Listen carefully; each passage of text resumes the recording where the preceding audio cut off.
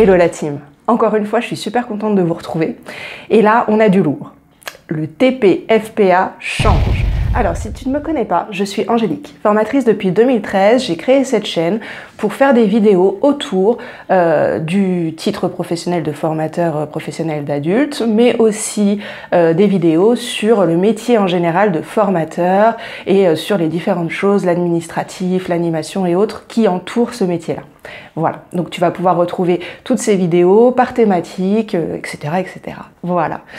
On a aussi sur Instagram donc la salle des formateurs sur laquelle tu peux te joindre à nous, bien entendu. Et puis avant tout, cette chaîne, c'est une chaîne de partage, donc entre nous, entre formateurs, entre futurs formateurs, bien entendu. On est vraiment là pour s'accompagner les uns les autres, donc n'hésite pas à poser des questions. J'ai aussi créé la possibilité qu'on se voit en privé 30 minutes, donc tu peux prendre rendez-vous via mon Calendly qui va se retrouver donc juste en dessous en barre de description pour qu'on puisse échanger ensemble sur des sujets autour de la formation, bien entendu, auxquels tu te poses des questions. Voilà. Quoi dire d'autre? Surtout, n'oublie pas de t'abonner, de partager, de liker. Donc le bouton abonnement juste en dessous. Et n'oublie pas non plus d'activer la petite cloche de notification pour ne louper aucune de mes vidéos. Voilà. Donc aujourd'hui, comme je le disais, on se retrouve pour une vidéo autour du nouveau titre professionnel de FPA. Alors en effet, je suis tombée dessus il y a vraiment pas très longtemps, donc j'ai mis un petit peu mon regard dedans et j'ai essayé de faire un petit comparatif pour rapidement faire un tour d'horizon avec vous autour des nouveautés, des nouveaux axes qui sont mis en avant donc dans ce TPA version 7. Donc ce TPA n'importe quoi, ce TP-FPA, donc version 7, dans lequel en effet il y a plusieurs changements dans le contenu, mais aussi dans l'examen. Donc et là il y a pas mal de choses qui bougent, donc bon. Là je fais une première vidéo dans laquelle on va regarder ça globalement. Je pense que j'en referai une deuxième dans laquelle je creuserai un petit peu plus l'examen. Parce que là il y a quand même pas mal de changements, donc je voudrais vraiment y voir beaucoup plus clair pour être très clair avec vous aussi. Voilà. Alors, comme d'habitude, j'ai pris mes petites fiches, enfin comme d'habitude, ça faisait longtemps que j'en avais pas pris des petites fiches, hein, mais là je les ai ressorties, donc c'est parti avec les petites fiches. Donc le TP-FPA, donc comme je disais, on va avoir plusieurs changements qui rentrent en compte là, à partir donc d'avril 2023. Donc pour tous ceux qui le passent avant 2023, vous le passerez dans les mêmes conditions d'examen, d'accord? Mais à partir de 2023, l'examen ne sera plus le même. Alors la première chose, il y a un vrai changement au niveau du nombre d'activités types. Donc jusque là, on avait 2 CCP. On avait le CCP 1 et le CCP 2, ok? Donc là, il y en aura 4 CCP. Donc là, le nombre de compétences par contre associées à ces activités ne change pas, on sera toujours sur 13 compétences, d'accord? Maintenant, dans ces 13 compétences, on verra un petit peu plus loin qu'il y a des changements par contre. Donc la première activité type, elle se nommait, rappelons-nous, préparer et animer des actions de formation collective en intégrant des environnements numériques. La deuxième activité, elle s'appelait construire des parcours individualisés et accompagner les apprenants. Donc aujourd'hui, ces 2 activités types n'existent plus. Elles sont remplacées par les 4. Donc les 4 qui sont la première, concevoir et préparer la formation. Une deuxième, animer une formation et évaluer les acquis des apprenants. La troisième, accompagner les apprenants en formation. Et la quatrième, inscrire sa pratique professionnelle dans une démarche de qualité et de responsabilité sociale des entreprises.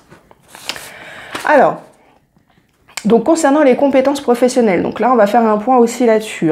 Donc elles restent, comme je vous disais, au nombre de 13, mais certains intitulés changent, d'accord, en tout ou en partie. D'accord, il y en a qui changent pas, mais il y en a qui changent un peu, il y en a qui changent, voilà. Donc alors pour ça, globalement, j'avais pris là, j'ai mes fiches, j'ai les 2 comparatifs. J'ai l'ancien, donc la version 6 et la nouvelle, la version 7. Donc si on reprend pas par point, point par point, pardon, aujourd'hui j'ai du mal, point par point, on va faire le comparatif. Donc, pardon, sur la compétence professionnelle 1, l'ancienne version, on avait élaboré la progression pédagogique d'une action de formation à partir d'une demande. Là, on va être sur la version 7, élaborer la progression pédagogique d'une formation, et plus d'une action de formation, mais d'une formation multimodale à partir d'une demande. Donc on voit quand même qu'on a un léger changement, mais qui change pas mal de trucs. Sur la 2, on va avoir l'ancienne version, on est sur concevoir le scénario pédagogique d'une séquence de formation intégrant différentes modalités pédagogiques. Sur la version 7, on est concevoir un scénario pédagogique, donc pareil, sauf que ça n'est plus d'une séquence, mais c'est concevoir un scénario pédagogique et d'accompagnement en intégrant la multimodalité. Donc là, on se rend compte qu'on a un scénario donc pédagogique et un scénario d'accompagnement et qui vont intégrer là, c'était pas marqué dans l'autre truc, donc intégrer la multimodalité, un mot qui va beaucoup revenir dans la version 7. Donc pour la 3, on avait concevoir des activités d'apprentissage et les ressources pédagogiques d'une séquence en prenant en compte l'environnement numérique. Sur la 7, on va avoir concevoir des activités d'apprentissage et d'évaluation en intégrant la multimodalité. Donc encore une fois, là, un changement et on ne parle plus de environnement numérique, mais de multimodalité. La 4, sur la version 6, animer un temps de formation collectif en présence ou à distance. Sur la 7, animer une formation et faciliter les apprentissages selon différentes modalités. Sur la 5, on avait donc évalué les acquis de formation des apprenants. Sur la version 7, on a pareil, le même intitulé, évaluer les acquis de formation des apprenants. Sur la 6, donc, inscrire ces actes professionnels dans le cadre réglementaire et dans une démarche de responsabilité sociale, environnementale et professionnelle, elle est changée par remédier aux difficultés individuelles d'apprentissage. Sur la 7, on avait maintenir son niveau d'expertise et de performance en tant que formateur et professionnel dans sa spécialité. La 7 devient accompagner les apprenants dans leur parcours de formation. La 8 était concevoir l'ingénierie et les outils d'individualisation des parcours en utilisant les technologies numériques. Là, on va avoir accueillir un apprenant en formation et co-construire son parcours. Sur la 9, on avait accueillir les apprenants en formation et co-construire leur parcours. Et là, attention, on a tutorer les apprenants à distance. Donc là, on a bien l'intégration du terme tutorat et une vraie compétence liée à ça, donc tutorer des apprenants à distance. La 10, on avait former et accompagner les apprenants dans un parcours individualisé, ça devient accompagner le développement professionnel des apprenants. En 11, on avait remédié aux difficultés individuelles d'apprentissage, ça devient respecter et faire respecter la réglementation en vigueur en formation et dans sa spécialité. On avait en 12 accompagné les apprenants dans la consolidation de leur projet professionnel. Aujourd'hui, on a réalisé une veille pour maintenir son expertise de formateur et de professionnel dans sa spécialité. Et en 13, ça reste la même. On avait analysé ses pratiques professionnelles et on a toujours analysé ses pratiques professionnelles. Voilà, donc on a fait le tour succinctement des différences entre la vue synoptique de l'emploi type de la version 6 et la vue synoptique de l'emploi type de la version 7. Donc on voit déjà qu'il y a plusieurs changements. On va pouvoir retenir que le terme numérique, environnement numérique est changé par multimodalité. Et on va aussi pouvoir voir l'apparition du terme tutorat, donc à distance, d'accord, qui n'existait pas avant non plus dans le TP de FPA d'avant. Ensuite, donc, on voit qu'il apparaît clairement dans la définition de l'emploi aussi deux choses, parce que au-delà de la vue synoptique, quand vous allez voir le document, il y a aussi la définition de l'emploi. Alors, je l'ai regardé, je vous avouerai relativement en diagonale, j'ai pas comparé exactement ligne par ligne la version 6, la version 7, mais enfin quand même, il y a des choses qui ressortent, elles ressortent d'ailleurs autant dans ces compétences-là, mais on peut vraiment souligner donc que le formateur, dans la définition de l'emploi, le formateur anime la formation selon différentes modalités. Donc ça, c'est vraiment mis en avant, les différentes modalités, donc le multimodal, le présentiel, le distanciel, l'alternance, l'hybride. On va vraiment avoir tous les termes qu'on retrouve aujourd'hui un peu partout qui sont vraiment mis en avant. Hein. On est bien d'accord qu'aujourd'hui, il est demandé que le formateur anime la formation selon différentes modalités. Ça va être très important. Aussi, il est écrit qu'il s'appuie sur des pédagogies actives et adopte une posture de facilitation des apprentissages. Donc ça aussi très important et on le voit aussi dans les compétences. À un moment, on en parle de faciliter les apprentissages. Donc pédagogie active, facilitation des apprentissages en termes de posture. D'autres encore sont visibles. On a aussi le scénario. Donc Il est écrit à partir d'un scénario d'accompagnement, il met en œuvre différentes étapes de l'accompagnement. Donc là, on voit que ça n'était pas demandé, ça l'est aujourd'hui, un scénario d'accompagnement. Donc très important. Lorsqu'il accompagne les apprenants à distance, le formateur met en place des actions de tutorat spécifiques à la formation à distance. Donc là, on voit vraiment que va être appuyée aussi cette compétence-là, être capable d'accompagner, de tutorer les personnes à distance. Donc ça, c'est cool parce qu'on a quand même un gros souci aujourd'hui sur les formations à distance. Peu importe le FPA ou toutes les autres formations, on a un gros souci d'accompagnement. Moi, ça fait longtemps que je mets le doigt là-dessus. On l'entend, on l'a tous vécu d'ailleurs si on a fait des formations à distance, l'accompagnement est un gros point noir. Donc là, on voit bien que dans le TP-FPA, c'est mis en avant, il va falloir vraiment développer cette compétence, sortir des scénarios d'accompagnement et du tutorat à distance. Donc la traçabilité aussi des formations est très mise en avant dans la version 7 et ça je pense que c'est plutôt lié aussi entre guillemets à Calliope, parce que je vous avais déjà dit, hein, Calliope est quand même calé sur le TP-FPA. Donc clairement, là je pense qu'il y a eu aussi des ajustements à ce niveau-là, c'est-à-dire qu'on demande clairement que le formateur soit capable d'avoir une réelle traçabilité de toute sa formation. Hein. Donc on a aussi donc à relever dans les emplois donc dans lesquels apparaissent les formateurs, vous savez, je vous mets les documents en barre de description, d'accord, tous les documents sur lesquels je me suis appuyée, donc vous allez pouvoir retrouver tous les documents. Vous verrez, allez voir en barre de description, je vous ai tout mis.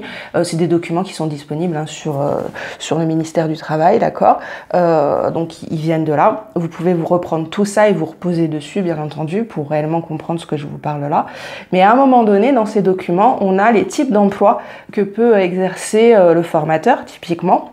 Et dans ces emplois-là, et ça n'apparaissait pas dans la version 6, j'ai relevé ce petit point-là quand même, et j'ai trouvé ça marrant, vous me direz ce que vous en pensez en commentaire, mais on voit apparaître que le formateur professionnel d'adultes peut, dans ses emplois futurs, être professeur ou enseignant. Alors bien entendu, on y met des guillemets, on sait bien que professeur-enseignant, c'est, je veux dire, des métiers à part entière, etc.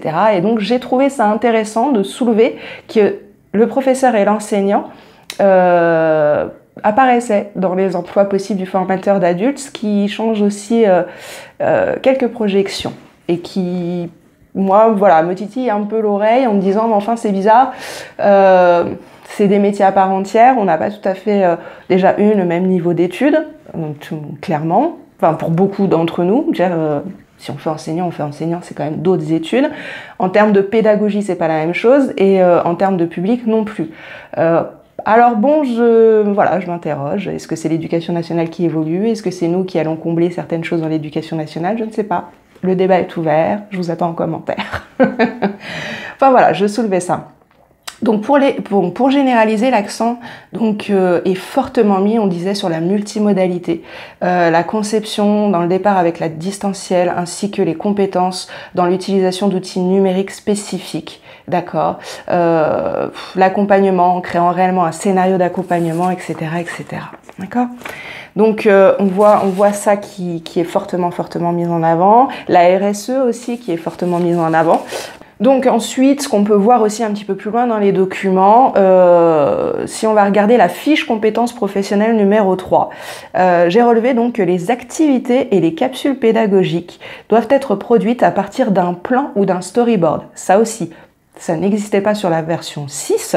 Donc là, on demande vraiment à ce que les capsules pédagogiques soient produites à partir d'un plan ou d'un storyboard. Donc ça aussi, c'est des nouvelles compétences qu'il va falloir prendre en compte. On va aussi avoir qu'il va falloir rédiger des consignes adaptées au public et aux objectifs visés, par exemple en utilisant la méthode FALC. FALC, donc, qui veut dire facile à lire et à comprendre, et aussi à s'adapter aux troubles, aux différents troubles, dont les troubles 10. Donc ça, ça revient souvent. Ça, c'est vraiment un sujet que j'ai vu au fil de ma lecture. Donc, j'ai vraiment constaté un vrai sujet autour de l'adaptation de sa formation aux différentes personnes. Bien entendu, on parle beaucoup d'hétérogénéité des groupes, mais aussi aux handicaps, aux différents handicaps, ou difficultés d'apprentissage, donc soit les problèmes 10, enfin il reste très vague, hein. On va parler d'handicap en général, mais beaucoup les troubles 10 ressortent. Donc ça aussi c'est un point sur lequel il faudra faire attention à appuyer lors de son passage de l'examen et prendre en compte hein, dans son métier de formateur en général, bien entendu. Donc l'examen change en effet. Alors on va faire un tour rapide sur l'examen. Comme je vous disais, je pense que je referai une vidéo plus longue sur l'examen. On va juste en faire un tour rapide. Donc l'examen, comme je vous disais, il change dans le fond et dans la forme. Avant, on avait 45 minutes d'oral, 45 minutes de questions derrière par le jury et donc 20 minutes de questions finales avec le jury aussi. C'était ça, hein. D'accord, 45 minutes de présentation, 45 minutes de questions, 20 minutes de questions sur l'entretien final. Là, sur le nouveau titre, les choses changent.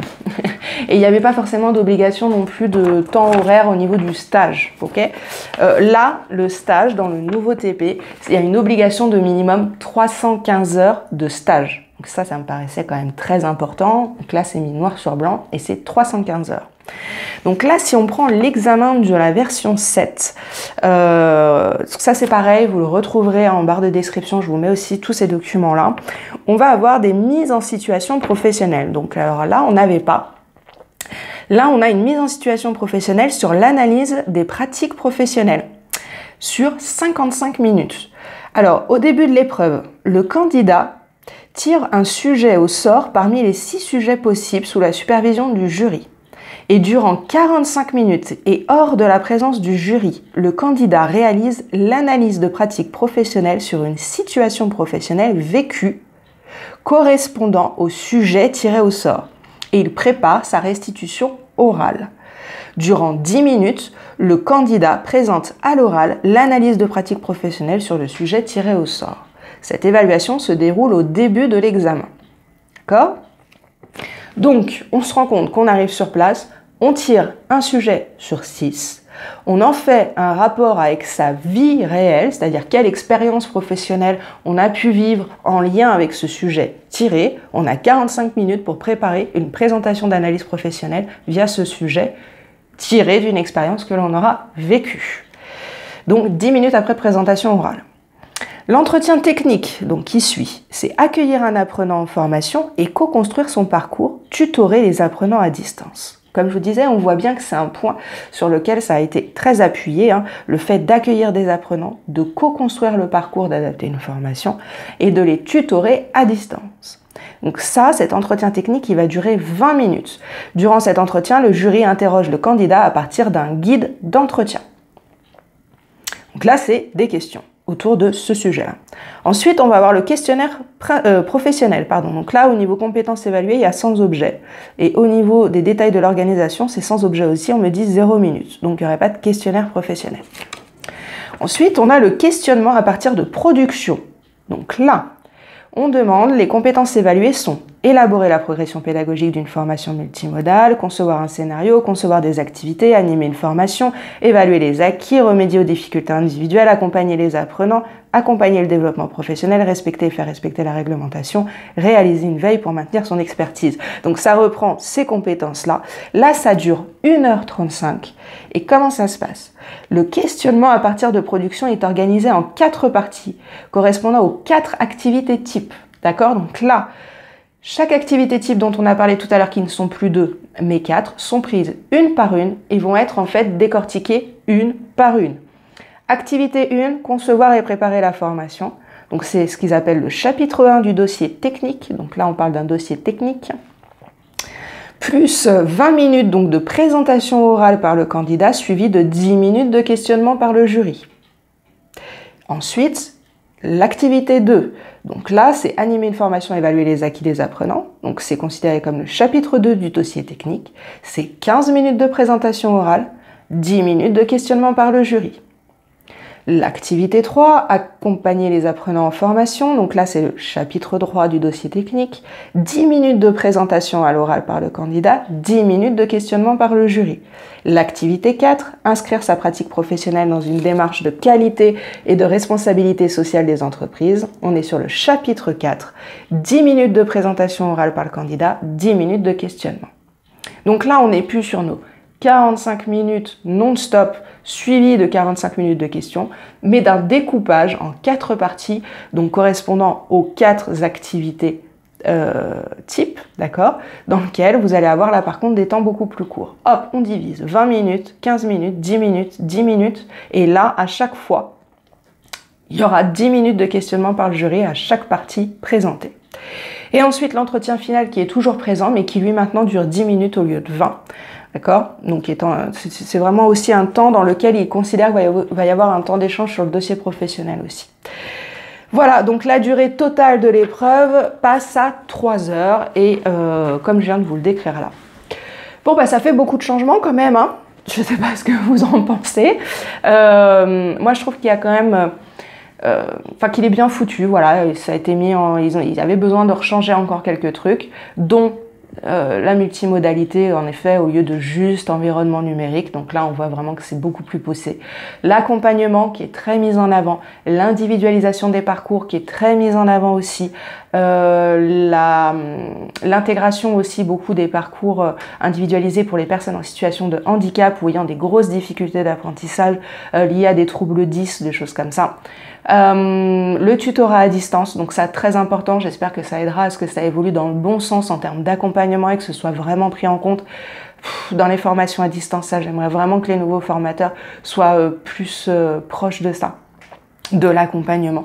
Voilà, c'est très très important. Et puis on voit bien qu'on nous demande d'être capable de développer des formations autant en présentiel qu'à distance, mais en tout cas de qualité, avec une vraie capacité à utiliser tous les différents logiciels, outils numériques, etc. qu'on a à notre portée. Donc vraiment, vraiment, vraiment, il faut développer ses compétences à ce niveau-là, à un certain niveau d'ailleurs, j'ai aussi envie de dire. Il faut vraiment, vraiment, vraiment avoir des bonnes compétences solides là-dedans pour pouvoir proposer des choses de qualité. Donc ça, après, ça c'est des choses en plus, comme ça évolue tout le temps, sur lesquelles il faut vraiment se tenir au courant et se former régulièrement. Donc voilà quelques changements. On voit bien que l'examen, bah boum, il change pas mal. Donc bon, voilà, il va falloir se pencher fortement là-dessus. Pour l'examen, parce que ça change pas mal. Donc, eh bien écoutez, voilà. On a fait le tour, en tout cas un premier tour. J'espère que ça vous permet de voir un petit peu ce qui arrive au devant par rapport à ces changements-là. Et puis, bah, comme je vous disais, je pense que je referai une deuxième vidéo. Ou peut-être j'irai un peu plus en détail sur certaines choses. N'hésitez pas à la limite à me poser des questions en commentaire pour que je vois les points sur lesquels vous voudriez que je creuse un petit peu plus. Après, comme je vous dis, hein, je vous mets tous les documents en barre de description, donc allez mettre votre nez dedans. Et puis voilà. Bon bah écoutez, je vous souhaite une excellente journée en tout cas. Je vous dis à bientôt. Et puis bien, n'hésitez pas à vous abonner, à partager, à liker, à commenter. Et puis je vous dis bah à très bientôt. Allez, ciao, bye bye.